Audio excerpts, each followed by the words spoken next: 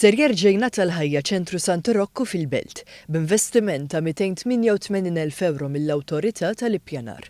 Permezz ta' dawn il-fondi, din il-proprjetà tal-parroċċa kolleġjata tan-Nawfraġġju ta' San Pawl u li tmur lura għas-seklu 18 ser tiġi restawrata biex tilqa' fiha bosta persuni fosthom tfal u żgħażagħ Beltin. One News tkellem ma' Mawrizzjo Lapira, it-team leader tal-proġett Teen Club, li huwa programm ta' prevenzjoni u qal li permezz ta' dan il-proġett ser igawdu aktar minn tmenin żagħżugħ u żagħżugħa li jiffrekwentaw dan il-post. Huwa proġett ta' prevenzjoni li inti mela l-prevenzjoni b'mod sempliċi, ġifieri mhux allarming li inti għandek post safe, għandek Teen Club, għandek helpers li qed jieħdu formazzjoni permezz ta' Bga Foundation u training u dawn iż-żgħażagħ jistgħu jirrelataw kif mela bl-events li nagħmlu, bl-outings, il-events li nagħmlu u naħdmu ħafna dak li jgħidulu isu mhux niġu b'xi policy jew b'xi servizz jew b'xi kurrikulum irridu nirrispondu. L-kurrikulum tagħna hija in-need taż-żagħżugħ u żagħżugħa.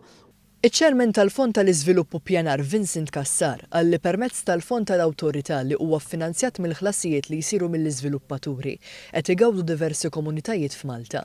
Qal li sa issa diġà tqassmu ma' 3 miljun euro li marru għal total ta' 35 proġett. Meta jiġu b'xi proġett nitolbuhom jgħidulna għalfejn għaliex kif se jintefqu l-flus u finalment imbagħad allura se nieħdu lura jew almenu il-komunità se tieħu lura. F'dal proġett rajna aħna il-Komunita tal-Belt, almenu iż-żagħżugħ tal-Belt, se jieħdu xi ħaġa lura. Ġifieri hemm foundation illi qiegħda wara dan il-proġett. Ġifieri kien hemm xi ħaġa li diġà bdiet, xi ħaġa li tista' tkompli u xi ħaġa li se tħalli l-frott allura lill-komunità. Għax dak huwa mbagħad l-għan tagħna ta' dawn il-fondi.